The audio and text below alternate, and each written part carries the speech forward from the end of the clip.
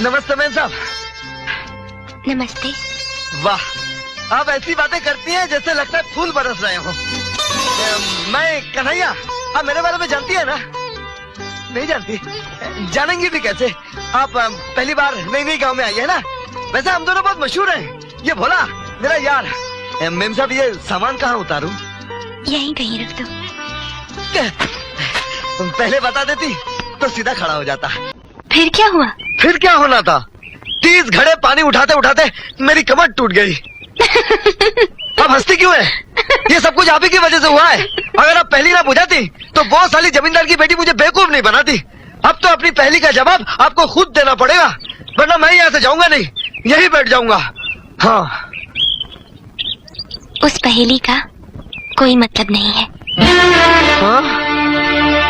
जब कोई मतलब नहीं था तो मुझे परेशान क्यों किया?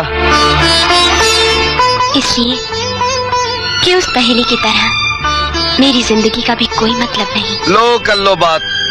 मैं तो पहले ही पहेली में उलझा हुआ था, आपने तो दूसरी पहेली सुनाकर मुझे और उलझा दिया। मैं खुद उलझनों में उलझी एक अनाथ लड़की हूँ। जी, फिर वो दयाल काका आपके पिता नहीं है? वो मेरे पिता है और पिता की तरह भी। अच्छा अच्छा है? पिता है, पिता की तरह। मैम साहब, आपकी ये गोल मोल बातें मेरी समझ में नहीं आती, लेकिन इतना मैं जरूर जानता हूँ, आप इस लोक की नहीं परलोक से उतरी हुई कोई महान हस्ती है। मैं कोई महान हस्ती नहीं, बेबसी की डोर से बंधी हुई एक कठपुतली हूँ। आप कठपुतली है? मुझे कठपुतली का नाच बहुत अच्छा लगता है। आप नाचिए, मैं भी आपके साथ नाचूंगा। अरे बेटे, इतने सालों के बाद मैं इसे हंसते हुए देख रहा हूँ। मैं हंस बेटी, हंस तू।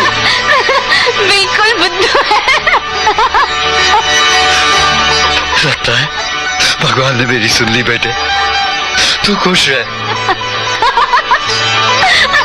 परसों के बाद में तो मेरी बेटी हंसी है। तू आबाद रह बेटे, आबाद रह। मैम साहब, मैम साहब, मैम साहब।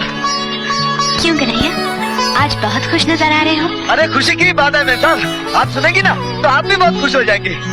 मगर बताओ तो बात क्या है? अरे आपको नहीं बताऊंगा तो किसको बताऊंगा मैम साहब?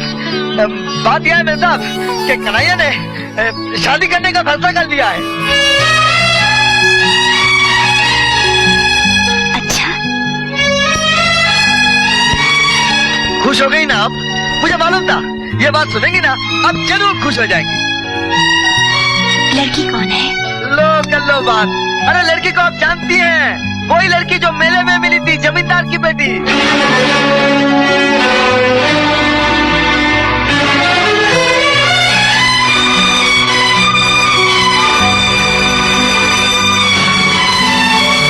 तो क्या है मैम साहब, हमने उसे बहुत समझाया। अरे भाई, कहा तुम जमींदार की बेटी और कहा ये कन्हैया ढपली वाला, लेकिन वो मानती नहीं। कहने लगी, कन्हैया मैं तुमसे प्यार करती हूँ और शादी भी मैं तुमसे ही करना चाहती हूँ। लेकिन मैम साहब, इसमें उसका कोई कसूर नहीं है। कन्हैया है ही ऐसा, जो भी देखता है चाहने लग जाता है ना मैम साहब? लेकिन मैम साहब, आज आपका कन्हैया बहुत मुश्किल में फंस गया है। क्या बात है? वो बात यह है मैम साहब, उसने मेरी माँ को जमींदार साहब से मिलने के लिए बुलाया है और मेरी माँ के पास कोई अच्छी सी साड़ी नहीं है। वो क्या कहते हैं अंग्रेजी में, वो क्या रे, हाँ पोजीशन।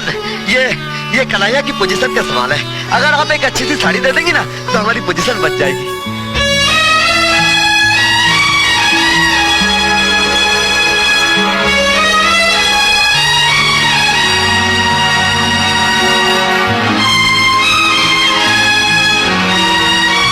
आप बहुत अच्छी हैं मैम साहब।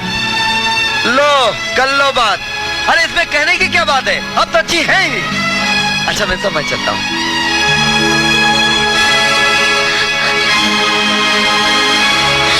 जमींदार रघुवीर सिंह की बेटी?